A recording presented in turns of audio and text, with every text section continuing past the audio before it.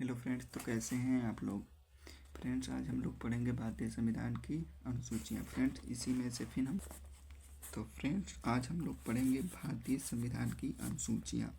वर्तमान संविधान और मूल संविधान में कितनी अनुसूचियाँ हैं, इसके बारे में भी बताएंगे। फ्रेंड, वीडियो अच्छी लगेगी तो लाइक शेयर कमेंट करना। चलो अब क्लास शुरू करते हैं। यूपीएसआई के बारे में बात करेंगे हम लोग, वर्तमान में बात करेंगे, और मूल संविधान में कितनी अनुसूचियां हैं और वर्तमान में कितनी अनुसूचियां हैं। मूल संविधान का मतलब ये हो गया फ्रेंड्स, ये जब संविधान बना था उस समय के जो अनुसूचियां थी उसके बारे में। ठीक है, मूल संविधान, और यहाँ पर हम लिख देते हैं वर्तमान। ठीक है फ्रेंड्स, अब वर्तमान संविधान में कितनी अनुसूचियां हैं और मूल संविधान में कितनी अनुसूचियां, कितने भाग। ठीक है, देखो भाग जो है ना, वो मूल संविधान में भाग था 22। ठीक है, और वर्तमान में जो भाग है वो है 25। ठीक है फ्रेंड्स, और अनुच्छेद यानी आर्टिकल जो है, अनुच्छेद के बारे में बात करें तो अनुच्छेद 395 है। ठीक है फ्रेंड, और इस समय की बात करें वर्तमान में है तो 367 लगभग। ठीक है, ठीक है आर्टिकल। उसके बाद में अनुसूची जो थी ना मूल संविधान में जो अनुसूचियाँ थी वो थी 8। ये इम्पॉर्टेंट है, इसमें इम्पॉर्टेंट इसलिए है क्योंकि ये मूल संविधान में है और वर्तमान में ना ये 12 हो चुकी है। ठीक है फ्रेंड्स, तो ये दोनों जो है इम्पॉर्टेंट है क्योंकि ये पूछा जाता है कि वर्तमान में मूल संविधान में कितनी अनुसूचियाँ थी और वर्तमान में कितनी अनुसूचियाँ हैं। ठीक है फ्रेंड्स, चलो इसके बाद में अब देखो फ्रेंड्स, पहले थे कितना 8 थे, अब कितना हो गया 12, यानी 9, उसके बाद में 10, उसके बाद में 11, उसके बाद में 12, ये 4 नया है। तो फ्रेंड्स, कोई भी अलग अगर अनुसूची जोड़ी जाती है तो उसके लिए संविधान संशोधन की आवश्यकता होती है। तो किस संविधान संशोधन द्वारा ये जोड़ा गया, ये बहुत इम्पोर्टेंट हो जाता है। ठीक है फ्रेंड्स, तो ये भी बताएंगे किस संविधान संशोधन के द्वारा जोड़ा गया है। तो अब हम एक एक अनुसूचियाँ के बारे में जान लेंगे और किस संविधान संशोधन द्वारा कौन सी अनुसूचियाँ नई वाली जोड़ी गई है उसको भी बताएंगे। अब वीडियो आप देखिए, अच्छा लगेगा तो चैनल सब्सक्राइब करिएगा फ्रेंड्स। ठीक है, तो चलो सबसे पहले अब हम लोग अनुसूची 1 के बारे में जानते हैं कि अनुसूची 1 क्या है। अभी इसके बारे में बताएंगे। देखो भाग 1 यानी अनुसूची 1। ठीक है, अनुसूची देखो प्रथम। ठीक, प्रथम अनुसूची। देखो प्रथम अनुसूची में क्या है भाई साहब, देखो भाई लोग, प्रथम अनुसूची में किसके बारे में बात किया गया ये जानना जरूरी है। तो प्रथम अनुसूची में भारत संघ और उसका राज्य क्षेत्र, भारत संघ और उसका राज्य क्षेत्र। ठीक है, अनुसूची 1 में क्या है, भारत संघ और उसका राज्य क्षेत्र। अनुसूची 1 में है भारत संघ और उसका राज्य क्षेत्र। अगर इसके आर्टिकल के बारे में बात करेगा, यानी आर्टिकल का मतलब हो गया अनुच्छेद, अनुच्छेद के बारे में बात करेगा, पूछा जाएगा तो 1 से लेकर 4 तक बताएंगे। पूछा जाएगा कि अनुसूची 1 में किसके बारे में बात किया गया, तो आप बताएंगे भारत संघ और उसका राज्य क्षेत्र। अगर आर्टिकल यानी अनुच्छेद के बारे में बात किया जाए तो 1 से लेकर 4 तक है। ठीक है फ्रेंड्स, आप देखो वही भारत संघ उसका राज्य, यानी राज्य तो आप लोग जानते हैं 28 हो गया, और ये संघ यानी केंद्र शासित प्रदेश 8 है। ठीक है, इसी के बारे में बात किया गया है और इसी 4 आर्टिकल में। ठीक है, अच्छा चलो उसके बाद में क्या आ जाता है। ठीक है फ्रेंड्स, उसके बाद में अब हम अनुसूची, दूसरी अनुसूची में किसके बारे में बात किया गया है, तो आप लोगों को मैं बताना चाहता हूँ कि जो दूसरी अनुसूची है वो दिया गया है विभिन्न पदाधिकारियों के वेतन भत्ते के बारे में बात किया गया है। क्या क्या, विभिन्न पदाधिकारियों के, ठीक है, वेतन भत्ते के बारे में बात किया गया है गाइस।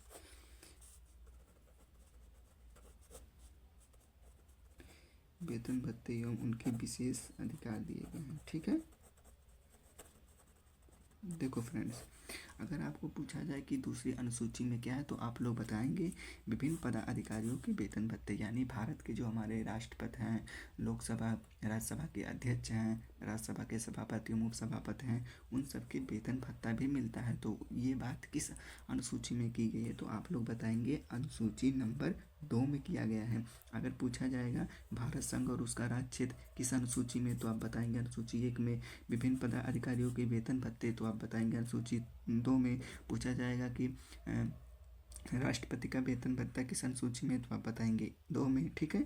अच्छा, अब हम बता रहे हैं कि इसमें किसको किसको रखा गया है, यानी दूसरी अनुसूची में कौन कौन है। तो पहले नंबर पे आप लिख लेंगे राष्ट्रपति हैं। ठीक है,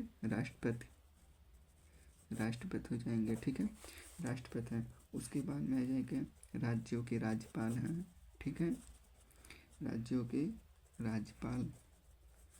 उसके बाद में आ जाएंगे लोकसभा के अध्यक्ष, लोकसभा के अध्यक्ष और उपाध्यक्ष हो जाएंगे। ठीक है फ्रेंड्स। उसके बाद में राज्यसभा के सभापति एवं उपसभापति हो जाएंगे। ठीक है फ्रेंड्स। उसके बाद में आ जाएंगे राज्य विधानसभा के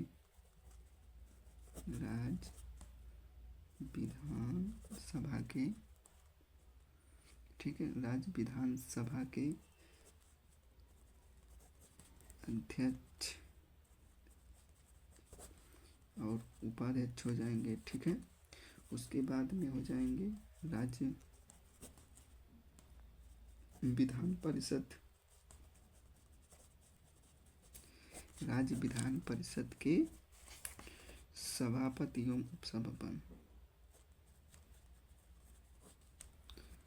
उपसभापति। ठीक है फ्रेंड्स। उसके बाद में देखो सुप्रीम कोर्ट को मैंने इसे लिख रहे शॉर्टकट में सुप्रीम कोर्ट के मुख्य न्यायाधीश।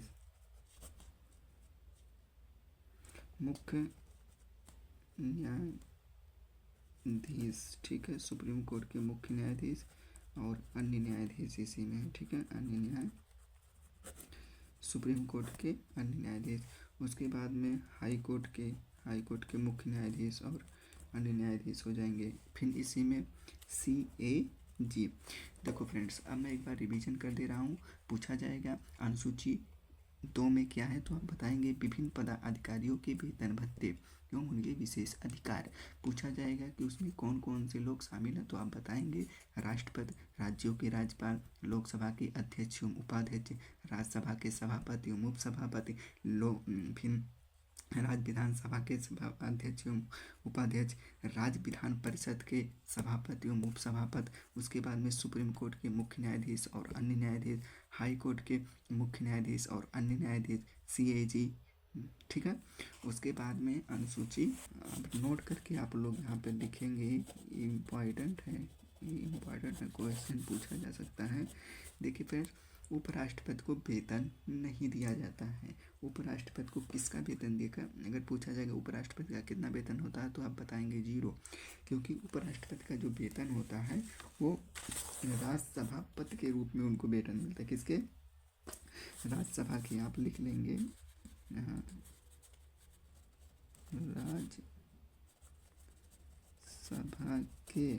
राज्यसभा के सभापति के रूप में वेतन दिया जाता है। किसको? आप बताएंगे उपराष्ट्रपति को। ठीक है, राष्ट्रपति को दिया जाता है। राज्यसभा के सभापति यानी प्रधान सभापति के रूप में उपराष्ट्रपति को वेतन दिया जाता है। ठीक है, कितना? 4 लाख रुपया। उसके बाद में आ जाता है, अब हम लोग करेंगे अनुसूची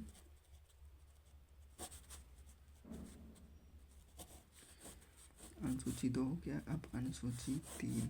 ठीक है फ्रेंड्स, अनुसूची 3 में क्या गया? शपथ एवं प्रतिज्ञा। अब इन लोगों को वेतन भत्ता मिला तो इन लोगों को शपथ भी दिलाया जाता है, राइट, कि आप संविधान के पालन करने के लिए संविधान के अधीन काम करेंगे। शपथ एवं प्रतिज्ञा के बारे में बात करते हैं। इनमें कौन कौन से लोग शामिल हुए इसके बारे में जानकारी होनी चाहिए। जिनको वो मिला वेतन भत्ता वही लोग इसमें भी शामिल होते हैं। देखो इसमें कौन कौन से शामिल होते हैं, इसमें होते हैं संघ के मंत्री, ठीक है, इसके संघ के मंत्री, उसके बाद में राज्य के मंत्री होते हैं, संघ के मंत्री होते हैं, राज्य के मंत्री होते हैं, उसके बाद में होते हैं संसद के सदस्य यानी लोकसभा और राज्यसभा, उसके बाद में होते हैं संसद के होते हैं उम्मीदवार सदस्य होते हैं, संसद के उम्मीदवार सदस्य होते हैं गाइस, इसमें भी होते हैं लोकसभा और राज्यसभा, ठीक है फ्रेंड्स। उसके बाद में राज्य विधानमंडल के सदस्य,